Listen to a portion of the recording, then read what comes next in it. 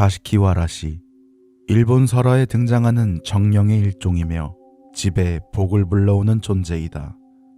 자시키와라시가 집을 떠나면 그 집에 가세가 기운다고 한다.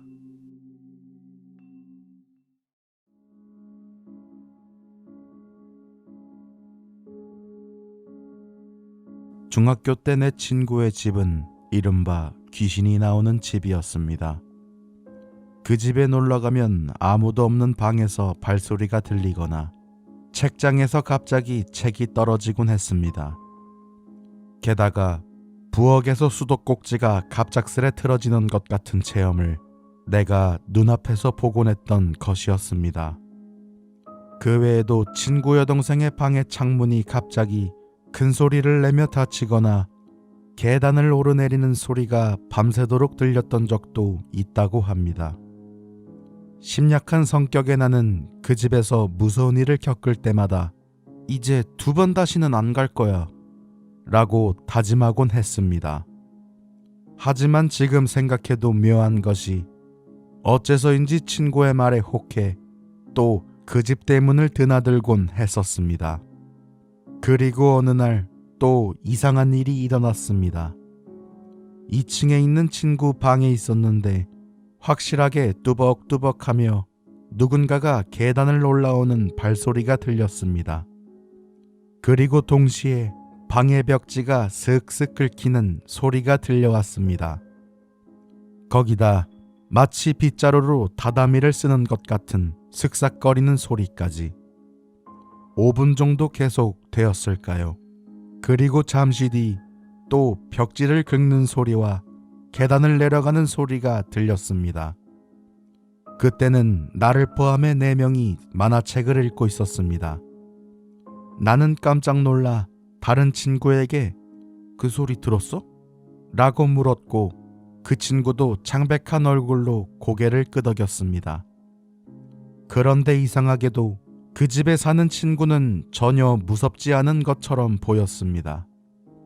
그래서 언젠가 그 녀석에게 "그 집에 살면 무섭지 않냐?" 라고 물어본 적이 있었습니다. 친구는 "안 무서운데?" 라고 대답했습니다. 어느 정도 익숙해진 것도 있겠지만 그는 유령에게 어쩐지 친근함이 느껴진다고 말했습니다. 그것도 자신뿐 아니라 가족 전부가 그렇다고 말입니다. 내가 그 집에 사는 것은 자시키와라시가 아닐까라는 생각을 가지게 된 계기였습니다. 빗자루로 방을 청소해주고 가끔은 못된 장난을 치지만 가족들에게 애정을 가지고 있다는 것이었으니까요. 그러니까 친구네 집은 저렇게 잘 살고 행복한 거라고 생각했습니다. 그 친구와는 고등학교 때까지 친하게 지냈지만 대학생이 된 후에는 서로 라이프 스타일이 갈리면서 사이가 멀어졌습니다. 마지막으로 만났던 것은 그의 결혼식이었습니다.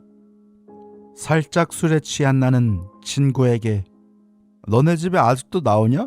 그 자시키와라시" 라고 물었습니다. 계속 마음에 걸렸던 탓입니다. 그러자 그는 그거 말인데 요즘 안 나와. 정말 최근 들어 싹 사라졌어 라고 이상하다는 듯 대답했습니다. 그로부터 4, 5년 정도 지났을 때였을까요? 나도 결혼하고 친가에서 전철로 2시간 정도 걸리는 곳에서 살고 있습니다. 마침 백중날이 되어 친가에 돌아왔을 때 우연히 어릴 적에 또 다른 친구를 만났습니다. 서로 반갑다고 떠들며 가까운 술집에 들어가 옛정을 떠올렸죠. 그 녀석은 쭉 고향에서 살아온 터라 어릴 적 친구들의 소식을 꿰고 있었습니다. 그래서 "걔는 벌써 애가 3이래. 걔는 병에 걸렸다더라" 등등 여러 이야기를 해줬습니다. 나는 "그 귀신 나오는 집, 걔는 어떻게 됐어? 장남이니까 아직 그 집에 살고 있나?" 라고 물었습니다. 그러자 친구는 의외라는 표정을 지으며 "뭐야, 너 몰랐냐? 걔네 집 파산해서 야반도주 해버렸어. 라는 것입니다. 알고 보니 그는 대학을 졸업하고 아버지 회사에서 일을 하고 있었다고 합니다. 하지만 결혼을 전후해서, 즉 자식 키와라 씨가 사라질 무렵 어째서인지 그간 순조로웠던 아버지의 사업이 왠지 순식간에 실적이 떨어지며 한순간에 도산했다는 것입니다. 그렇게 어릴 적 내가 동경하던 훌륭한 가정은 붕괴하여 어디론가로 멀리 사라져 버린 것입니다. 토오노 설화집에 등장하는 자시키와 라시는 그 집의 가세가 기울 때면 어디론가 종적을 감춘다고 합니다. 그의 집에 나타났던 기이한 현상들은 토오노 설화집의 자시키와 라시 그 자체였던 셈입니다. 그 집에 있었던 것은 정말 자시키와 라시였을까요? 내가 아직까지도 기이하게 생각하고 있는 일입니다.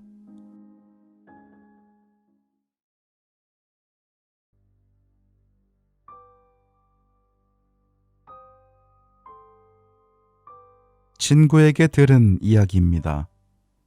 인적이 없는 황혼역에 공원에 혼자 앉아 있으면 너덜너덜한 새빨간 드레스를 입은 할머니가 다가온다고 합니다. 그리고 우리 가족은 졸음운전을 하고 있던 트럭에 치여서 죽고 말았어 라고 말을 꺼낸다는 것입니다. 기분이 나빠서 도망치려고 해도 이미 발이 움직이지 않아 이야기를 들을 수밖에 없다고 합니다. 내 아들은 매우 착한 아이였어.